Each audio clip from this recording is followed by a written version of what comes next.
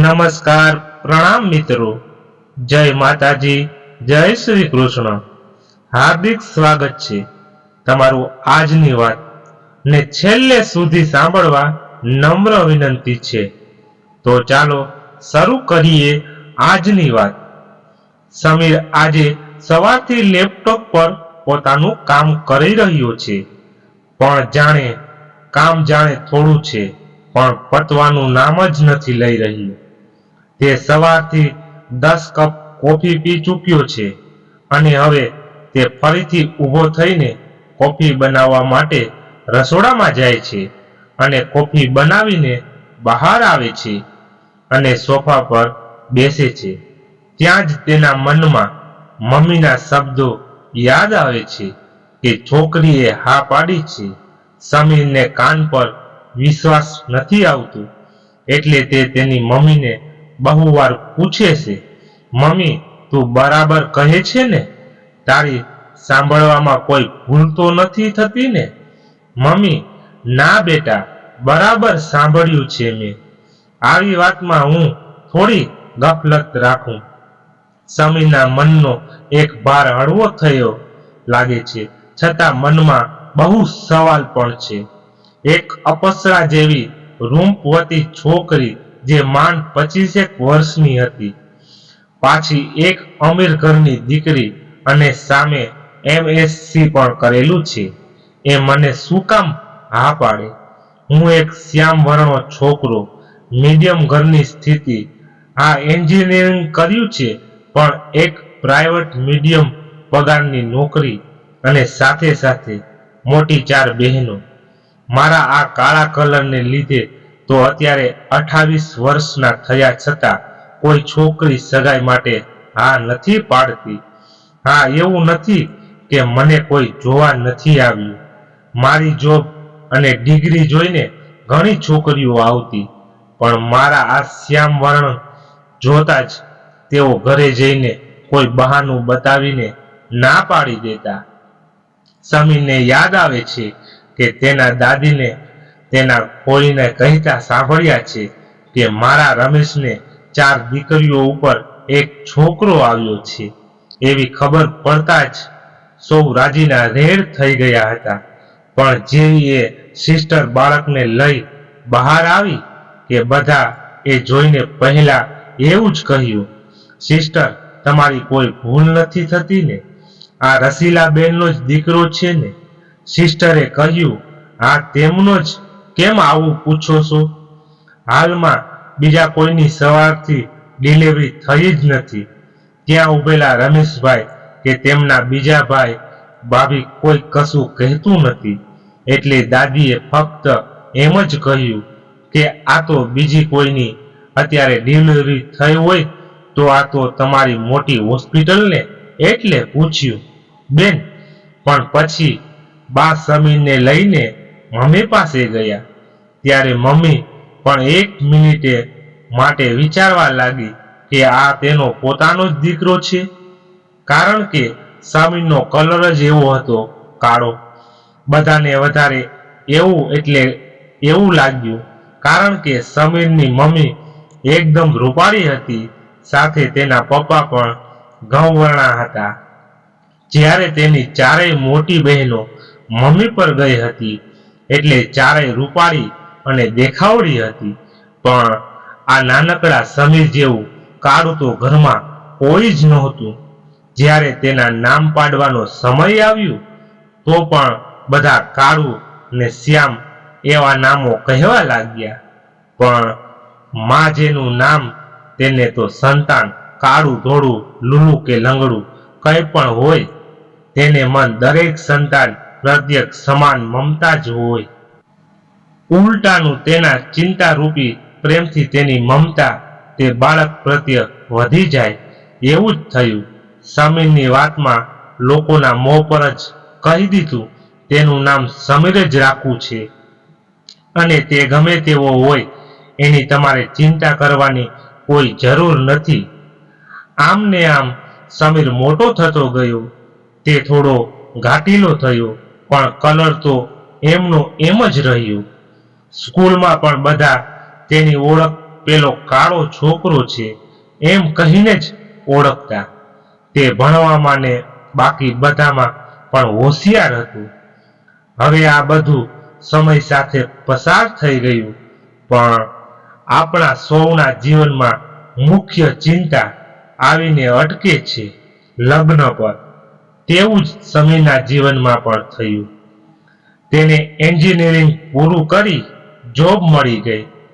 બહેનો પણ સાસરે જતી રહી, પણ હવે કેટલીક છોકરીઓ જોઈ પણ કોઈ તેના કલરના કારણે આ નહોતું કહેતું. છેક સુધી આવેલી વાત કલર પર આવીને અટકી જતી.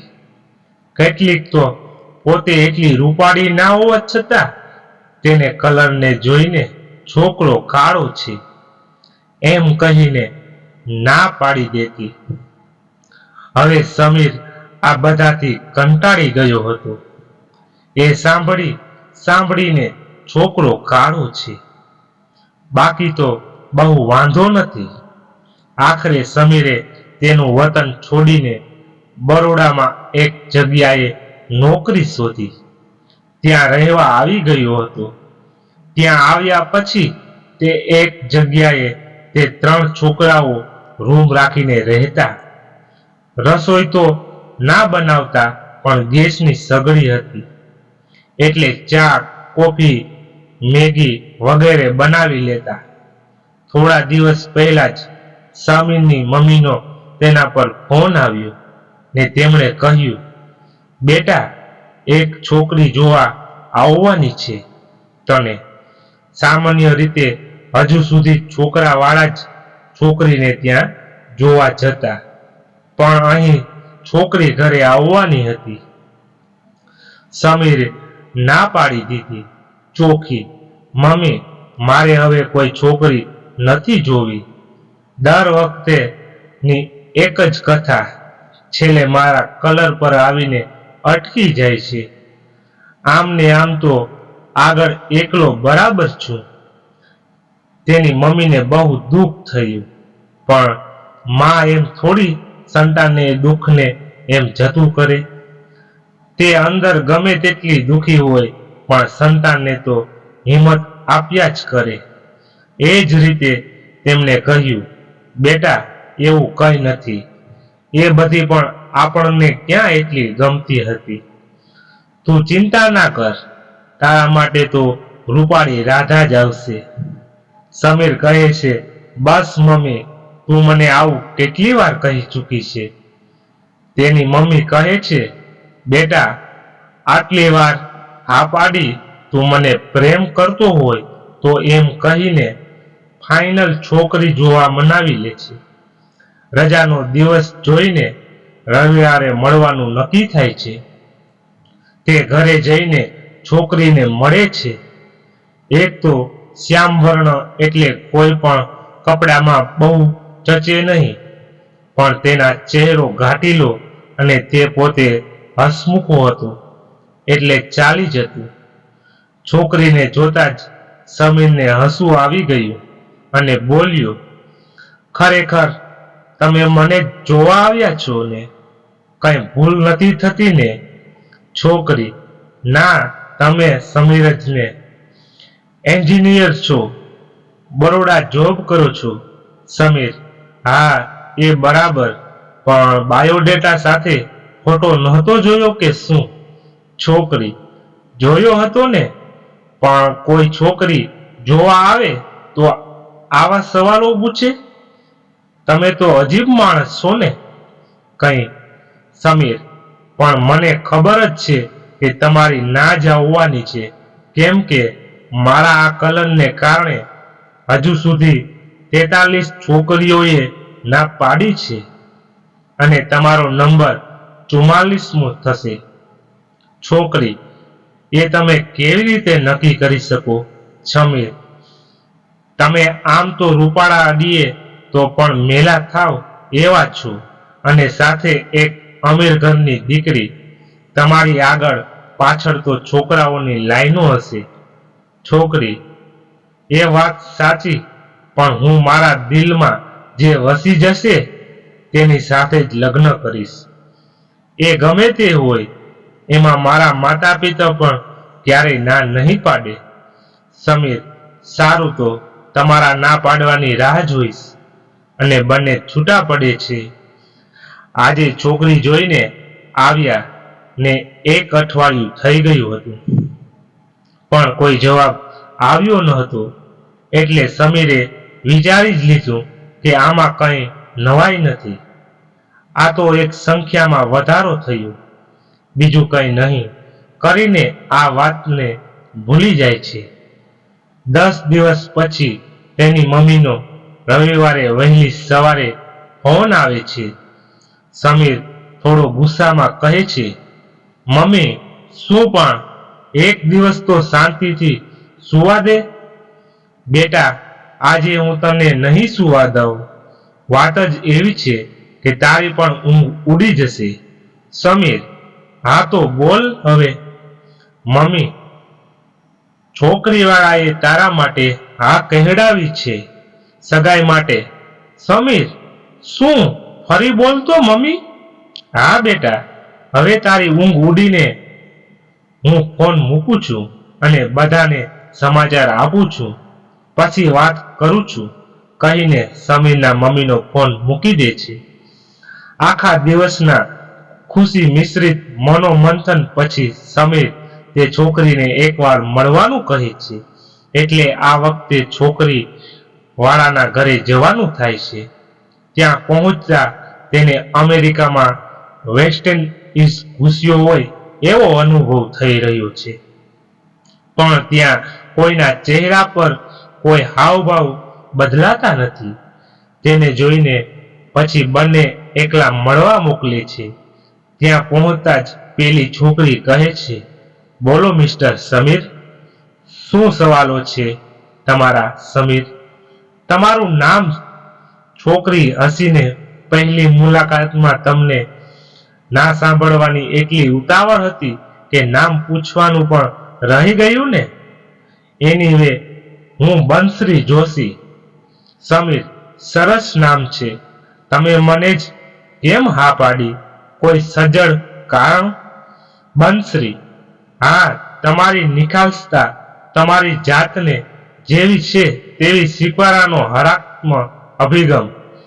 જિંદગી તો એની સાથે જ જીવાય જે સામેવાળા માણસને જેવું છે તેવું જ સ્વીકારી લે અને જે પહેલીવાર તમારા દિલમાં વસી જાય, નહીં કે તમારા ચહેરાની સુંદરતામાં.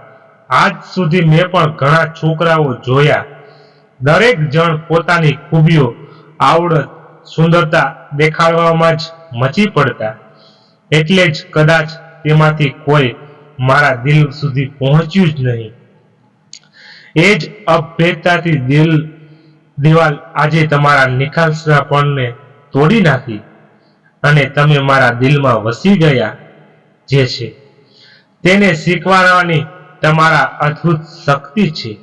સમીર: હા, તમને હું ગમી ગયો, પણ તમારો પરિવાર તૈયાર છે આ માટે? બંસરી: હા, માણસની આંતરિક સુંદરતા જ તેના વ્યક્તિત્વને નિખારે છે. એ મારા પપ્પાએ જ મને શીખવ્યું છે.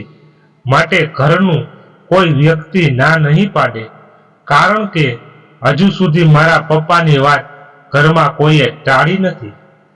કારણ કે તેમની બીક નહીં, સૌના પ્રત્યેકનો તેમનો તટસ્થ રીતે સમજવાનો અને સાચવવાનો અભિગમ, અને એ જ વારસામાં મારામાં પૂર્ણ રીતે ઉતર્યો છે. સમીર: સારું, જેમ તમને ઠીક લાગે તેમ. આ તો બહુ સારું કહેવાય. થોડા દિવસમાં જ તેમની સગાઈ બહાર પડે છે. સૌ કોઈના મોઢે એક વાત સંભળાતી, કાગડો દહીંથરું લઈ ગયો. મતલબ, આવા કાળા છોકરાને આવી રૂપાળી છોકરી કેવી રીતે મળી? અને વળી છોકરો પાસે રૂપિયા બહુ હોય એમ કહે કે છોકરી રૂપિયામાં મોહી ગઈ. પણ કોણ કોનામાં શું જોઈને પસંદગી કરે છે એ તો પસંદ કરનારને જ ખબર હોય છે. બંસરી તો અલગ માટીની જ બનેલી હતી. કોઈકે તો તેના મોઢા પર પણ કહ્યું, પણ તે તો જાણે કંઈ અસર જ ના થતી હોય. આ બધી વાતોની એવું જ રાખતી. સમીરના મમ્મી તો હવે ફૂલ્યા સમાતા નહોતા. તે કહેતા કે કાનુડાને રૂપાળી રાધા મળી હતી, તેમજ મારા સમીરની પણ એની રાધા એવી રૂપાળી જ મળશે, અને મળી પણ ગઈ. આમ સમય વીતતો રહ્યો. સમીર અને બંસરીનો પ્રેમ પાગળતો રહ્યો. બંસરી તો ક્યારની સમીરના દેખાવને કોઈ મહત્વ જ ન આપતી. એક દિવસ તે તેને એકદમ દેખાવડી તેના જેવી જ તેની ફ્રેન્ડ્સને મળવા લઈ જાય છે. તેની બે ફ્રેન્ડ્સ પણ તેના હસબન્ડને લઈને આવી હતી. સમીર થોડો અચકાતો હતો, કારણ કે તે બંને છોકરાઓ તેમની વાઈફના પ્રમાણે દેખાવમાં સારા હતા.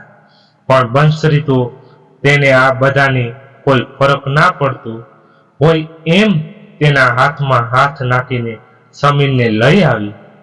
સમીરને જોતા જ તેની ફ્રેન્ડ્સના મોં થોડા એવા થઈ ગયા કે જાણે તેમને તેનો કલર બરાબર ન લાગ્યો. પણ બંસરી તો બધું અવગણીને કહે છે, hi friends, meet my fiance Sameer. દરેક વસ્તુના દેખાવ પર ના જવાય. ક્યારેક ગુણ, આવડત, સ્વભાવ અને આદતો પણ જોવી જોઈએ, કારણ કે તેમના હસબન્ડ સ્મોકિંગ, ડ્રિંકિંગ વગેરેની આદતોવાળા અને ફ્લર્ટવાળા હતા. એ વાત તે જાણતી હતી, એટલે બંનેના મોઢા સિવાય ગયા. થોડા મહિનાઓ પછી બંનેના લગ્ન થઈ જાય છે. તેમના પ્રેમ અને રોમાન્સમાં કોઈ કલર કે લોકોની નિંદા કંઈ જ આવતું નથી. બંને સરસ રીતે રહે છે. હવે તો એ બંને ત્યાં જ બરોડા સેટ થઈ ગયા છે. બંસરીનું મિત્ર વર્તુળ બહુ મોટું હતું. એનું કારણ હતું કે એક તો મોટા ઘરની દીકરી, દેખાવડી અને બોલકણી પણ હતી. આ બાજુ સમીર પણ હોશિયાર અને મળતાવડો હતો, સાથે કોઈને પણ મદદ કરે તેવો હતો. પણ તેના આ દેખાવને કારણે તે દરેક મિત્રો સાથે એક ખાસ અંતર બનાવી રાખતો. તે એમ માનતો કે વધારે ક્લોઝ થવાથી પછી ફેમિલી રિલેશનશીપ વધે અને ક્યારેક બંસરીને કોઈ કહી જાય મારા માટે. બંસરી તો સમીરના પ્રેમમાં પાગલ હતી. તે ક્યારેય એવું નહોતી જતાવતી કે તે સમીર કરતાં બહુ સારી દેખાય છે. તેને સમીર વિના જરા પણ ચાલતું નહીં. સામે સમીર પણ એની એટલી જ કેર કરતો. તેની બર્થડે પણ તે તેને મસ્ત સરપ્રાઈઝ આપે છે. તેની દરેક ઈચ્છા પૂરી કરતો. હવે સમીર તેના દેખાવને અવગણીને તેને બંસરીની પસંદ મુજબ તેની આખી પર્સનાલિટી બદલી નાખે છે. તેનો આત્મવિશ્વાસ પણ વધી ગયો છે, કારણ કે તેની પત્ની આ વાતને કોઈ મહત્વ નથી આપતી. તો હું શું કામ આ બધું નેગેટિવ વસ્તુઓ મારા માનસિકતામાં લાવી મારી જિંદગીનો વિકાસ સામે અટકાવું? સમય જતા ક્યાં વાર લાગે છે. એમ જ તેમના લગ્નને 1.5 વર્ષ થઈ જાય છે. એક દિવસ બંસરીને ખબર પડે છે તે માતા બનવાની છે. બંને બહુ ખુશ થઈ જાય છે, પણ હવે ચિંતા કરે છે. સમીરના મમ્મી તેની તબિયત સારી રહેતી ન હોવાથી તે ત્યારે સમીર અને બંસરી પાસે રહેવા આવી જાય છે. તે બંસરીને કહે છે, બેટા, સારું સારું ખા અને સરસ રૂપાળું બાળક આવે. બંસરી, જે આવે, દીકરો કે દીકરી જેવું પણ આવે, એમાં શું ફેર પડે મમ્મી? સમીરના મમ્મી, બેટા, બીજાને તો કહેવાય નહીં, પણ તને કહું છું, મારી 4 દીકરીઓ રૂપાળી છે, પણ સમીરના શ્યામ વર્ણની મને બહુ ચિંતા થતી. એટલે તો લગ્ન માટે પણ કેટલી છોકરીઓ જોઈ હતી, અને છેલ્લે તો એ એટલી હદે નિરાશ થઈ ગયો હતો કે મારે તને જોવા માટે એટલો મનાવવો પડ્યો હતો. બંસરી, મમ્મી, એવું બધું દેખાવમાં કંઈ જ ના હોય. હું નથી માનતી. મેં સમીરને પસંદ કર્યા જ ને, એમાં શું? મને કોઈ એવી ચિંતા નથી કે મારું બાળક સમીર જેવું શ્યામ આવશે તો શું થશે. બધું ઉપરવાળાની મરજી મુજબ જ થાય છે. સમીરની મમ્મી, બેટા, કંઈ વાંધો નહીં. મને એમ થાય કે બધી જ રીતે પરફેક્ટ હોવા છતાં કોઈ આવી દેખાવ જેવી વસ્તુ માટે થઈને આપણું સંતાન પાછળ રહી જાય, તે એક માતા માટે બહુ મોટું દુઃખ હોય છે. આખરે 9 મહિના પછી બંસરીને એક બાળકીને જન્મ આપે છે. એ વખતે તેના પપ્પાના ત્યાં હોય છે. સમાચાર મળે છે, પણ હજુ બાળકીને બહાર લાવ્યા નહોતા. જાણે સમીરના ધબકારા વધી ગયા હતા. એક અજીબ ગભરાટ અનુભવતો હતો. દરેક વ્યક્તિ એવું ઈચ્છતું હોય કે તેનું સંતાન તેના જેવું હોય, પણ અહીં એક અલગ લાગણી હતી સમીરની કે તેનું સંતાન તેના જેવું ના હોય. થોડી વાર પછી સિસ્ટર દીકરીને લઈને બહાર આવે છે. તેનું ધડકન બહુ ઝડપી થઈ રહી હતી. બંસરીના મમ્મી પહેલા તેના ખોળામાં લે છે અને તેને જુએ છે, પણ કંઈ બોલતા નથી. એટલે સમીર વધારે ગભરાઈ જાય છે. આખરે તેની ધીરજ ખૂટી જાય છે અને તે બાજુમાં આવીને તેની દીકરીને જુએ છે અને એક મહાસંગ્રામમાં વિજય પ્રાપ્ત કર્યો હોય તેવી ખુશી તેના ચહેરા પર સાફ દેખાઈ રહી હતી. તે જાણે મનોમન ભગવાનનો આભાર માની રહ્યો હતો, કારણ કે એ ઢીંગલી આમ સમીર જેવી દેખાતી હતી. એકદમ પણ કલર તેનો એકદમ બંસરી જેવી રૂપાળી અને અડતા પણ મેલી થાય એવી હતી. બંસરી તો બસ ડોક્ટરને એટલું જ પૂછે છે કે તમે હેલ્થી છે ને, બધી રીતે તેને કોઈ તકલીફ નથી ને. બાકી એને બીજી દેખાવની તો પહેલેથી જ કોઈને ફિકર નહોતી. બંને પછી એ નાનકડી ચૂમી લે છે પ્રેમથી અને સમીર અને તેના મમ્મીને કહે છે, હવે તો તમારી ચિંતા જતી રહી ને. બંનેના આંખોમાંથી ખુશી મિશ્રિત આંસુ છલકાય છે. બંસરી હસતા હસતા કહે છે, પણ આ દીકરી માટે તો મારે બીજો સમીર શોધવાનો છે, જેથી તેની આંખોમાંથી પણ ક્યારેક એક દુઃખનું એક આંસુ ના જોવા મળે. મને જે હંમેશા મારી જેમ તેના સમીર સાથે આખી જિંદગી હાસ્યની છોડો વચ્ચેની તેની જિંદગી વિતાવે અને બધા જ પરિવારજનોને હાસ્યથી આ વાતને વધાવી લે છે. અને બંસરીના મમ્મી કહે છે, સાચી વાત છે, જો અમે દેખાવ જોયો હોત તો સમીર જેવો દીકરા જેવો જમાઈ અમને ક્યારેય ના મળત, અને અમારી દીકરી આવી ખુશ પણ કદાચ બીજા કોઈ સાથે ક્યારેય રહે નહીં. મિત્રો, તમને આ કહાની પસંદ આવી હશે એવી આશા રાખું છું. પસંદ આવ્યું હોય તો વિડીયોને લાઈક કરી દેજો અને તમારા મિત્રોને શેર કરી દેજો. ચેનલમાં નવા છો તો ચેનલને સબસ્ક્રાઇબ કરી લેજો, એટલે આવીને અવનવી કહાની સાંભળવા મળતી રહે. અને કોમેન્ટ બોક્સમાં જય શ્રી રામ લખવાનું ન ભૂલાય. તો ચાલો ફરી મળીએ એક નવી કહાની સાથે. ત્યાં સુધી બધા મસ્ત રહો, તંદુરસ્ત રહો. જય માતાજી, જય દ્વારકાધીશ, હર હર મહાદેવ મહાદેવ, જય શ્રી રામ.